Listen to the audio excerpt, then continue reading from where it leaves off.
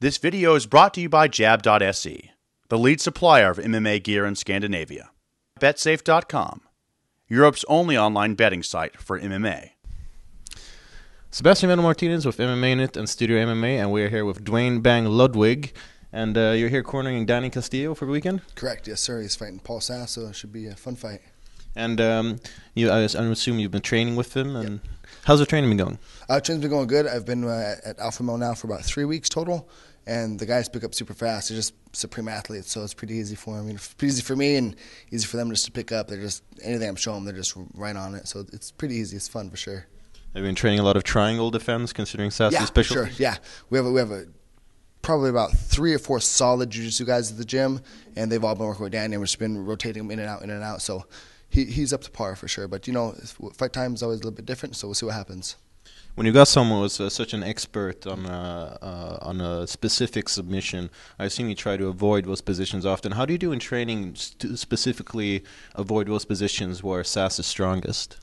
Just, you know, working our game, you know, just making sure that when we're in that position that we're doing the correct things with proper hand position and posture and stuff. So I think the guys in the past have been making some mistakes, but Paul, man, he's very good at it for sure, and he knows how to get the guy into the position that he wants. So we're just working on not even being there. All right. Now, last time you fought was also in the UK, and unfortunately was an injury that occurred. What exactly happened? The first 10 seconds of the fight or so, I had an outside trip that was done on me, and it blew my knee out. So just blew my knee out and tore the ACL and the meniscus off the bone. So I was just kind of just chilling, just waiting to kind of see what was going on, just analyzing the pain, and just went through 2 surgeries to get it done, and I've just been walking 3 weeks ago from today, actually. So it's good to be walking. All right, so I assume it's going to be a little while until we see him in the octagon again? Well, from the date of injury until I'll be 100%, it'll be an entire calendar year. So at that point in September, we'll see where I'm at with it, you know, health-wise and where I feel at with my heart and stuff. So, and my heart's actually up here, but I think so. I don't know the diagrams, but we'll see where my heart lies. When you're a fighter, sometimes the heart's down here. Yeah, sometimes it's down here as well, a little bit lower, yeah. So. There we go. So I guess it's a bit of a time off until then. But do you have any special opponent that you would like to meet? Not really. I'm just focusing on the guys, getting them in top shape and getting them some titles. Uriah should be wearing a belt. Chad Mendes should be wearing a belt. So once they get the belts, then I'll focus on myself. All right. Well, it's interesting. You spoke about Chad Mendes. The featherweight division is at a bit of a halt at the moment. There's a lot of top contenders, but the title fight seems pretty far away for most people who aren't Anthony Pettis at the moment. How do you feel about this as a training partner? Do you feel that it's unfair to the rest of the featherweight fighters? You know, it's not really our call. Just let the UFC deal with it and let them organize it. It's their call, and we just train to fight and get better. And when the call comes, we'll be ready. You can't focus on what we can't control. We can't control what the UFC wants to lay out. So just whoever they put in front of us, we're going to fight, we're going to dominate, and then move on to the next guy until the belt comes our way. Oh, that's a pretty good mentality, then. Always. So here for UFC on Fuel 7, also known as UFC London, as we've been instructed. Nice.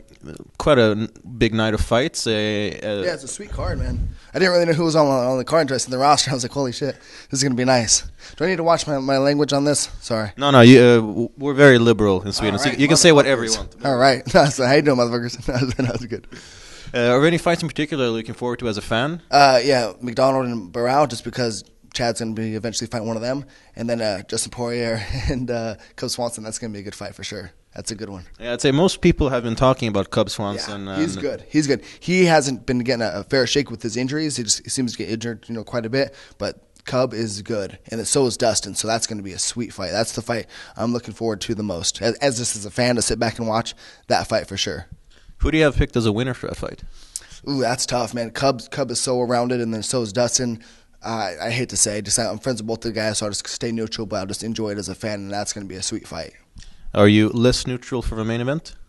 Yes, less neutral for sure. I definitely want I'd rather see McDonald win just because he's American, and then Barrow beat Faber. So a little bit of an interesting story with that. But yeah, I'd like to see McDonald win because I think I don't know if anything's ever deserved, but it'd be cool to see the belt change hands and go to the younger stars coming up for sure. It's also an interesting situation with the title for the bantamweight picture. Obviously, you got Dominic Cruz injured for a while. There's a lot of different opinions as to what should happen if he doesn't return from injury. As someone who's got training partners in that division, how do you feel? Should the UFC wait for him until he's recuperated? I think just keep doing what they're doing now, just to defend the interim title like they're doing.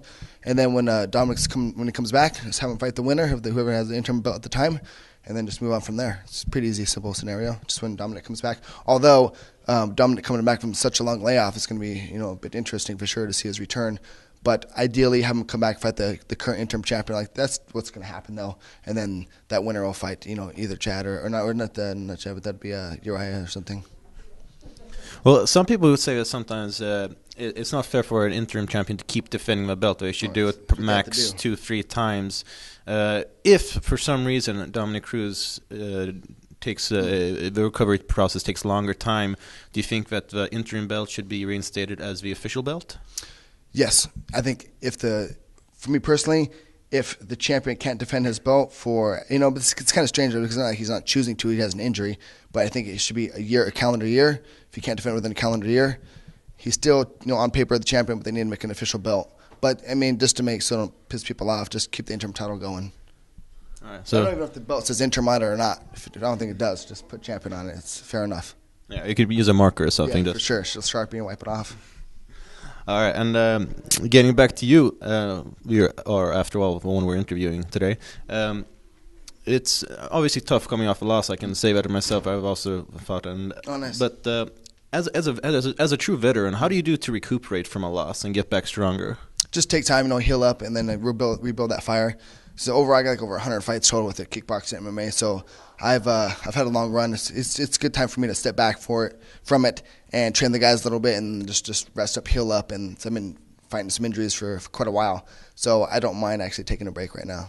So you can say that it's helping you a bit, the time off. Definitely help out. My mentally, physically for sure, and that just let my heart get back into it and see where I'm at. When it comes September, just see where my heart lies and go from there. But I'm not gonna assume anything right now. Just get better, get healthy, and then train these guys and put my focus into them, get them back their belts, and then once they have the belts and once I'm healthy, then we'll move on to where I'm at. Now, it seems you're taking more of a training role. Do you feel that's something that can help you as a fighter as well? As far as teaching, definitely, because it allows me to sit back and focus on the game planning and analyze things on a wider base rather than focus on just myself. So I have when we have the pro team training, we're like 30 people in there. So I definitely getting a broad spectrum of talent in all areas. So it's nice. And are you enjoying London so far? Yeah, London so far is nice. I've been here a couple times before, and it's nice for sure. There's a lot of history here, which I enjoy. And how long will you be here for this time? I leave Sunday, so 5 days total. Okay. We got a little inside scoop just earlier that Brad Pickett was taking Dana White on a Jack the Ripper tour. Is this something you'd be interested in doing? No, I'll focus on Danny and taking care of him. Yeah, he's my focus right now, not my Jack the Ripper tours. All right. As it should be. Well, it'll be very fun to see you back in the octagon again. This is Sebastian Martinez with Duane Ludwig. And thank you very much. Thank you, sir. Appreciate it. Cool. Thanks, guys.